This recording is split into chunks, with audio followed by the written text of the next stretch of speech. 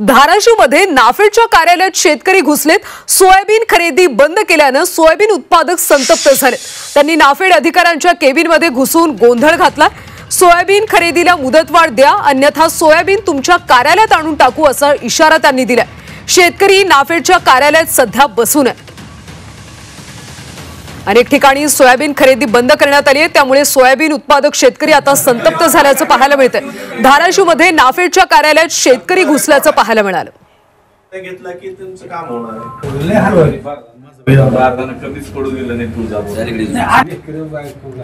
या संदर्भात अधिकची माहिती घेऊयात आमचे प्रतिनिधी ज्ञानेश्वर पतंगे यांच्याकडून। ज्ञानेश्वर, शेतकरी आक्रमक झाल्याचं पाहायला मिळते। सोयाबीन खरेदी सध्या बंद करण्यात आली। नाफेडच्या अधिकाऱ्यांनी यानंतर काही आश्वासन दिले का? सध्या काय वातावरण आहे? कल्याणी धाराशिवमध्ये सोयाबीन उत्पादक शेतकरी खरं तर संतापलेला आहे। आजपासून धाराशिव जिल्ह्यामध्ये शासनाच्या वतीने नाफेडच्या माध्यमातून जी हमीभावानं सोयाबीनची खरेदी केली जाते ती सर्वच्या सर्व केंद्र आजपासून बंद करण्यात आले। त्यामुळे कुठेतरी शेतकरी वैतागलेले आपल्याला पाहायला मिळत आहेत। आज धाराशिव शहरातील नाफेडच्या कार्यालयामध्ये संतप्त शेतकऱ्यांनी त्या अधिकाऱ्यांना जाब विचारला आणि त्या ठिकाणी जाऊन गोंधळ घातला। शेतकऱ्यांचं असं म्हणणं आहे की शेतकऱ्यांच्या घरी आणखी खूप मोठ्या प्रमाणात सोयाबीन शिल्लक आहे आणि ते विक्रीसाठी त्यांना नाफेडकडे द्यायचे, मात्र आजपासून ते बंद झाल्यामुळं शेतकऱ्यांना या सोयाबीनचं करायचं काय खरं तर असा प्रश्न शेतकऱ्यांच्या समोर आहे। धाराशिव जिल्ह्यामध्ये जवळपास 47,000 शेतकऱ्यांनी सोयाबीन विक्रीसाठी नोंदणी केली होती।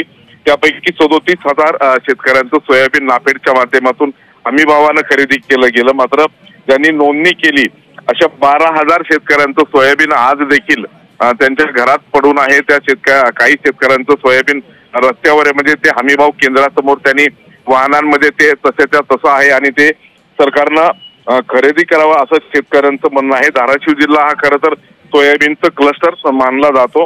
धाराशिव जिल्ह्यात 4,67,000 एवढ्या हेक्टर क्षेत्रावर सोयाबीनची पेर झाली होती आणि यंदा चांगला पाऊस झाल्यामुळं 7 लाख टनापेक्षा अधिक सोयाबीनचं उत्पन्न झालेलं आहे। त्यामुळं शेतकऱ्यांना यंदा काहीतरी चांगले पैसे मिळतील असं चित्र तयार झालं होतं, मात्र सरकारच्या वतीने जे हमीभावानं सोयाबीनची खरेदी केली जाते ती यावेळेस कुठेतरी सुरळीत झालेली दिसत नाही। सुरुवातीपासूनच यामध्ये अडथळे येत गेले। सुरुवातीला बारदाना उपलब्ध नसल्यामुळे शेतकऱ्यांचं सोयाबीन खरेदी केलं गेलं नाही। वेगवेगळ्या कारणामुळे ही खरेदी केंद्र खरं तर बंद होती आणि आजपासून सर्वच्या सर्व हमीभाव खरेदी केंद्र बंद करण्यात आले। त्यामुळे धाराशिव जिल्ह्यातील लाखो टन सोयाबीन शेतकऱ्यांच्या घरामध्ये पडून आहे आणि ते सरकारनं खरेदी करावं, अन्यथा हे सर्व सोयाबीन शासनाच्या नाफेड कार्यालयामध्ये आणून फेकू आणि वेगवेगळ्या पद्धतीचे आंदोलन करू असा इशारा शेतकऱ्यांनी दिलेला आहे। नक्कीच ज्ञानेश्वर, धन्यवाद या सगळ्या माहितीसाठी। तर धाराशिवमध्ये नाफेडच्या कार्यालयात शेतकरी घुसले। सोयाबीन खरेदी बंद केल्यानं सोयाबीन उत्पादक संतप्त झाल्याचं पाहायला मिळालं। अजून काय नाही सर, याचं काय नाही। आडतीवर मुक्काम पडून आहो तिथं। मग आज घरी जनावरांची लेकराची काळजी तेवढं ऑनलाईन झालेलं आहे शेतकऱ्यांचं।